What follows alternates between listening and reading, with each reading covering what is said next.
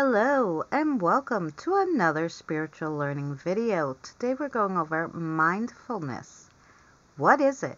How can we practice it? And how can it help us be happier people? Let's find out together.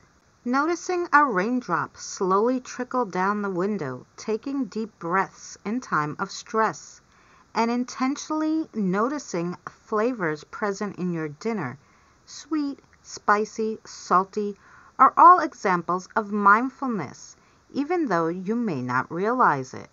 In other words, you don't have to sit cross-legged on a yoga mat, deep in meditation to experience a meaningful, mindful moment, although that's one way you can do it. In fact, there are many ways to practice mindfulness in daily life.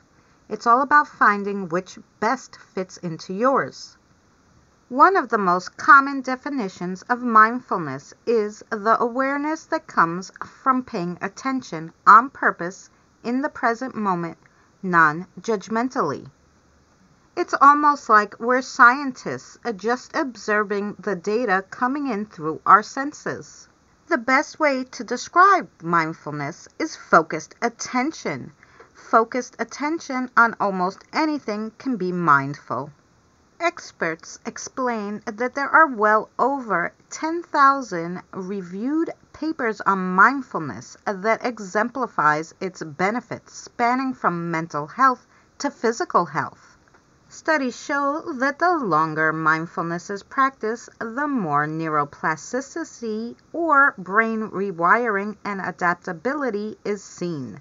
That means mindfulness plays many roles in keeping you fresh, and may even improve your ability to learn new things and consistently gain new perspectives. Some other benefits of practicing mindfulness is stress relief, improved physical health, enhanced mood, better sleep, trauma healing, improved memory and focus, and even it could help with substance abuse.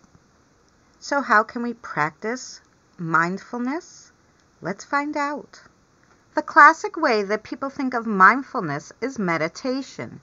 There is no one right way to practice meditation, so it may take some trial and error to find a way that works for you. Again, to meditate, you don't have to be the picture of a well-established yogi. There are many different forms of meditation, some as simple as deep breathing that can ground you in the present. Here's some examples. Probably the most common form of meditation for beginners is guided meditation, hundreds of which are available online. Guided meditations vary in approach, but require minimal preparation or experience. All you have to do is find a quiet moment, listen, and follow the instructions of the teacher. Another way you can practice mindfulness is through focused attention meditation, which simply involves focusing on something, your breath, a body part, a sound, or an object, to keep you grounded in the present moment. It can be as basic as deep breathing and focusing on the tip of your nose where the breath enters and exits. Contrary to what some assume, the goal of this type of meditation is not to refrain from wandering thoughts. They're inevitable. When the mind wanders, just notice where it went and invite it back to the object of meditation. You could do this for as long as you like, but most experts say aim for around 2 minutes per session. Another way to practice mindfulness is to use affirmations. Affirmations as a positive mantra that offers an optimistic dream for the future, such as good things happen to me, I'm deserving, I'm finally safe now. If it feels silly saying these things out loud, you can either repeat them internally or tweak them to what we call affirmations. An affirmation is basically taking an affirmation and adding the hopeful words, what if, to the front end. Affirmations plant seeds of possibility and they create mental flexibility. Using the same statements as we did, let's make them affirmations. What if good things could happen to me? What if I could believe that I'm deserving? What if I'm finally safe now? It's easy to equate mindfulness with stillness, but that's not always the case. You can do almost anything mindfully as long as you're intentionally doing it. So mindfulness can be moving. You can be mindful and doing things such as eating, walking, or cleaning.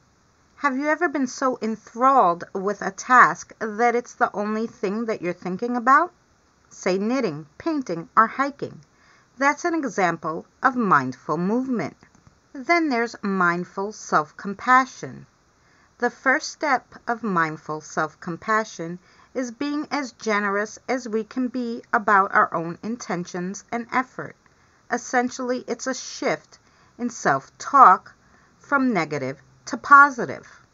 Are we truly doing the best that we can with every moment of the day? We may find ourselves tripped into traumatic states of fight, flight, or freeze, which can show up as irritability, anger, restlessness, worrying, or disassociation and disconnection. Mindful self-compassion helps us be kind to ourselves as we learn how to heal these reflexes and processes. How often should you practice mindfulness? It's ideal, of course, to practice mindfulness as often as you can, but there is no strong indication that you have to practice every day to reap the benefits. You also don't have to consistently practice in the same way. It's better to build it into your existing life for ease of access. Some days you may sit through a full guided meditation, and other days you might eat a piece of fruit in a mindful way. In short, everyone has to find a mindfulness routine that works for them. There is no one right way for a given person. It's recommended to experiment in a playful way and notice any improvements in the quality of your life. It's also a good idea to consider practicing during the time of day when you feel your best, be it in the morning, midday, or night. Mindfulness is a state of active, open attention to the present. This state is described as observing one's thoughts and feelings without judging them as good or bad. To be mindful is to observe and label thoughts, feelings, sensations in the body and in an objective manner. Mindfulness can therefore be a tool to avoid self-criticism and judgment while identifying and managing difficult emotions. Mindfulness encompasses two key ingredients: awareness and acceptance. Thank you so much for watching another spiritual video. Please check out our spiritual learning playlist for more content like this. And if you're not subscribed, consider subscribing. We'll see you next week.